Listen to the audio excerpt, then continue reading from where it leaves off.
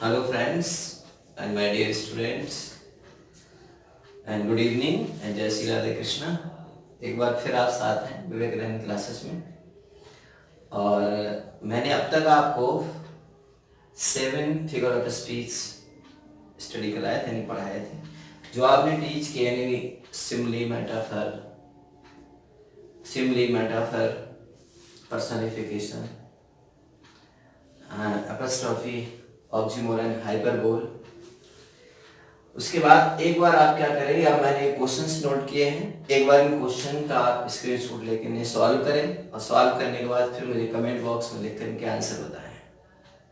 और आप देखें कि आपने इतने दिन मेरे साथ क्या सीखा है और मुझे बताने कमेंट बॉक्स में जरूर लिखें। और जरूर लिखें अगर कोई प्रॉब्लम है तो वो भी प्रॉब्लम भी लिखें और मुझे बताएं कैसे। ठीक है, एक बार स्क्रीनशॉट लीजिएगा, उसके बाद फिर हम आपके साथ आते हैं।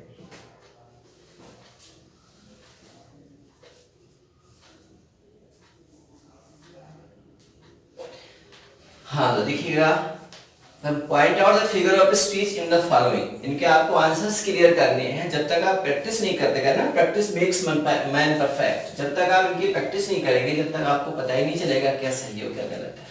रॉन्ग और राइट की नॉलेज जब भी आप गेन कर पाएंगे जब इनके बारे में आप थोड़ा सोचेंगे, जानेंगे। जैसे आपने देखा होगा, his firmness was like a rock.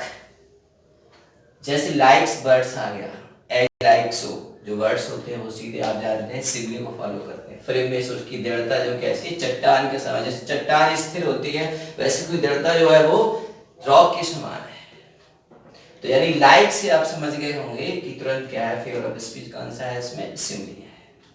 Next में O grave where is the victory. देखा होगा ओ ग्रेव और एपोस्ट्रोफी का मार्क लगा हुआ है।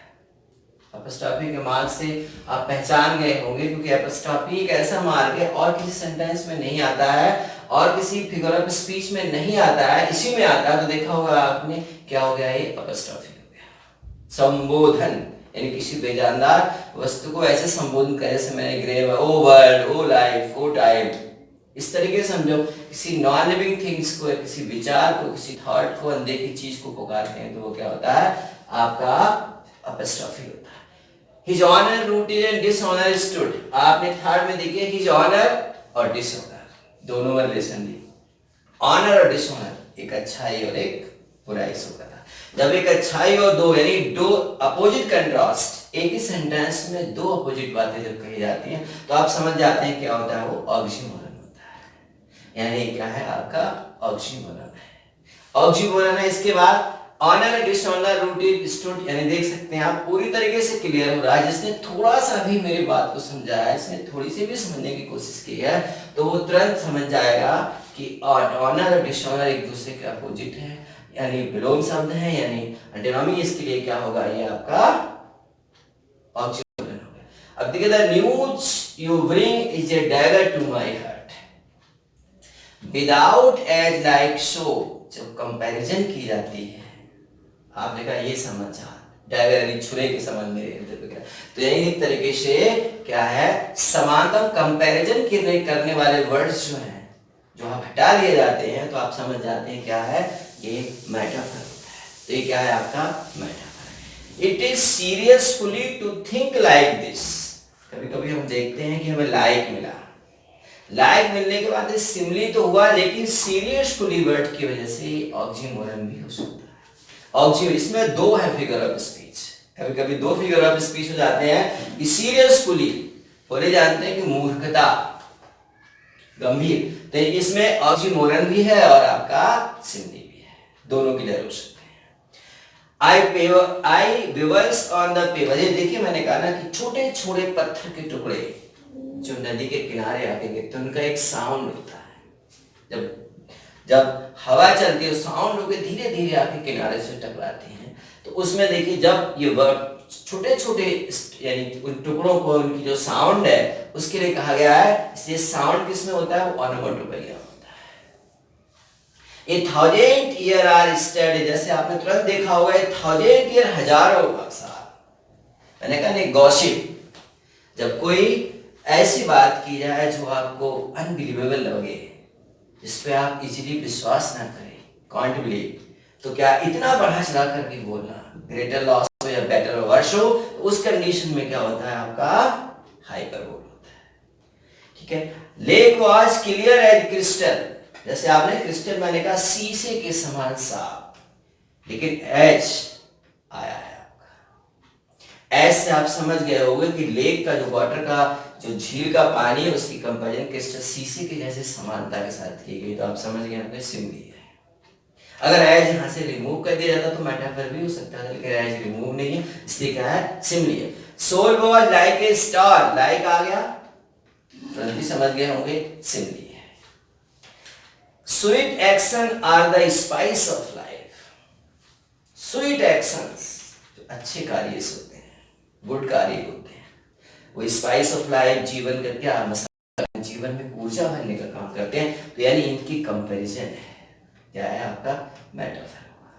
ठीक है, pride goes before A fall, समझ गए होंगे, प्राइड गोज घमंड गिर जाता है, समाप्त हो जाता है।